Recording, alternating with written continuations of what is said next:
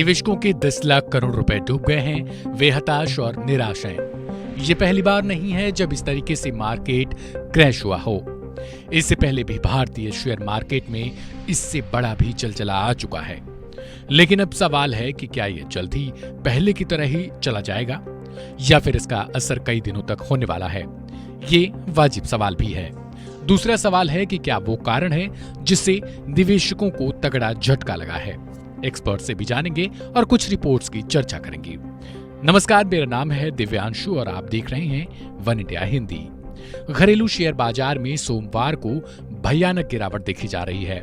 Sensex आज 3% की बड़ी गिरावट के साथ खुला तो निफ्टी भी 2% के नुकसान के साथ ही ओपन हुआ है। इंडिया VIX में करीब 18% की तेजी दर्ज की जा रही है। इसके पहले सुबह प्री ओपनिंग से पहले गिफ्ट निफ्टी 368 अंक नीचे गिरा था। वैश्विक बाजारों से आ रहे संकेतों से ही अंदाजा लग चुका है कि बाजार आज बड़ा नुकसान उठाएंगे। सेंसेक्स आज 2400 अंकों के नुकसान के साथ 78,588 पर ओपन हुआ तो वहीं निफ्टी 415 अंक गिरकर 24,302 पर खुला।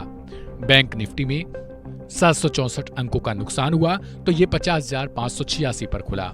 बाजार खुलने के बाद मार्केट कैपिटलाइजेशन में तगड़ा नुकसान दर्ज किया गया है। आज निवेशकों के 10 लाख करोड़ रुपए डूब चुके हैं। शुक्रवार के बाद बाजार की कुल कंपनियों का मार्केट कैप 4,57,64,272.12 था, जो कि अब घटकर 4,47,41,730.94 हो चुका है। यहां तक कि करेंसी मार्केट में भी रुपया अपने रिकॉर्ड निचले स्तर पर 83.78 प्रति डॉलर पर खुला और 83.80 प्रति डॉलर पर गया। वहीं इससे अमेरिका में बढ़ती बेरोजगारी और वहां आई मंदी का असर के तौर पर देखा जा रहा है। सुनवाते हैं आखिर इस पर एक्सपर्ट्स का क्या कुछ कहना है और उन्होंने भारतीय शेयर मार्केट को लेकर क्या कुछ भविष्यवाणी की है। देखिए, भारत की जो शेयर मार्केट है इस समय काफ़ी पीक पे चल रही थी। बजट के थोड़ा पहले और बजट में थोड़ा प्रभाव पड़ा था, उसके बाद फिर से वो दोबारा से रिकवर कर गई थी और बहुत अच्छी पोजीशन पे चल रही थी।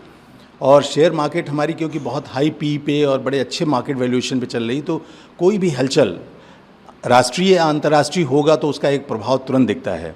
तो सडनली जब अमेरिका की जॉब मार्केट सिचुएशन थोड़ा सा प्रभावित हुई, जो रिपोर्ट आई है, वहाँ की इकॉनमी में जो टाइटनेस की रिपोर्ट आई है, साथ में कुछ जापान में भी रिलेटेड इश्यूज़ हैं, तो वहाँ की मार्केट जैसे ही गिरी है, करेक्शंस के मोड में आई हैं, तो उसका ये कॉन्सिक्वेंशियल इफेक्ट भारत की मार्केट पे भी देखने को मिल रहा है।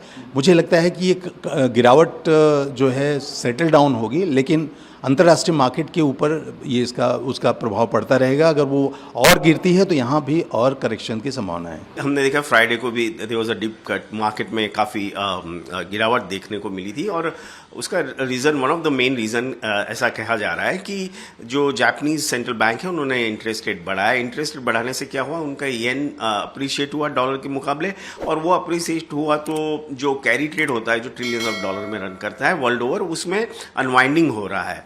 अब उस वजह से we are seeing selling pressure across the globe. ये लिक्विडिटी ड्रिवन प्रॉब्लम है, नॉट फंडामेंटल।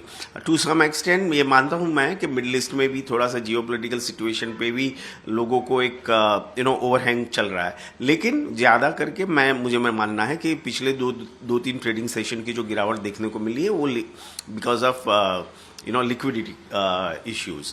तो मैं मानता हूं, जहां तक भारत की मार्केट का सवाल है, हमारे यहाँ वैसे भी FPI ने लगातार बिकवाली की है, उनका कोई लंबी चौड़ी पोजीशन नहीं है, उनकी ओवरऑल होल्डिंग भी नीचे आई है। तो मैं मानता हूँ हमारे यहाँ स्टेबलाइज जल्दी होंगे। हालांकि we cannot totally insulate ourselves from global cues, but जब स्टेबिलिटी आएगी तो हम लोग जो पहले कंट्रीज में आती है वो उसमें से एक रहेंगे।